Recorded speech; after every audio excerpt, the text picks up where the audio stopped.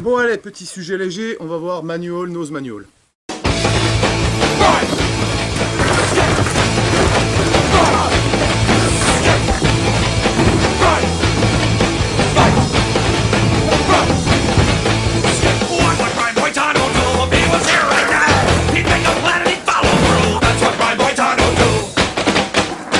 Franchement, il n'y a rien de plus classe que des manuals. Ou des nose manual, les deux. En plus, c'est d'une facilité enfantine. Faut juste mettre les pieds au bon endroit, se pencher dans le bon sens. Et en principe, sur 2 roues, on tient plus ou moins longtemps. Et franchement, une figure qui se finit en manual. Ah non, ça me fait des choses. Bon, on va déjà regarder la base avant de se faire des choses.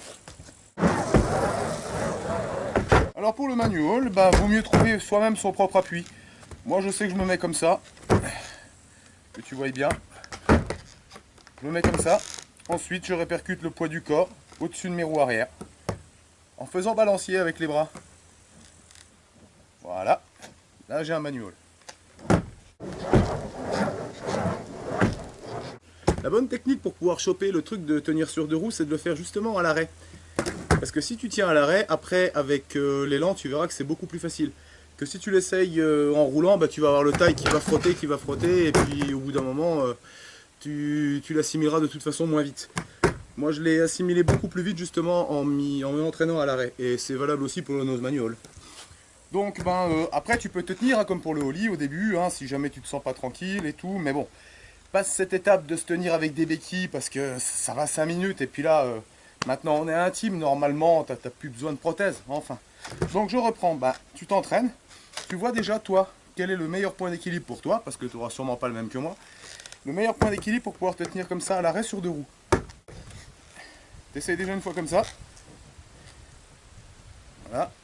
Quand tu es bien maîtrisé, tu le fais avec l'autre côté. Alors pour le nose manual, inutile de dire qu'il faut se pencher en avant. Tu répercutes ton poids sur les roues avant. Et pour le manual tout bête, sur la roue arrière, c'est celle qui reste au sol. Je sais pas pourquoi je précise ça. Voilà. Ah, tiens, il est là. Voilà. Et tu vois, ça tient. Et pour le nose manual, même principe. Je mets mon pied sur le nose.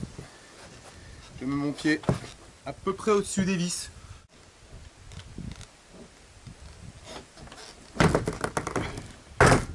Le but étant de tenir le plus longtemps possible. Plus tu tiens longtemps, plus ça sera facile en roulant et plus tes manuals seront longs.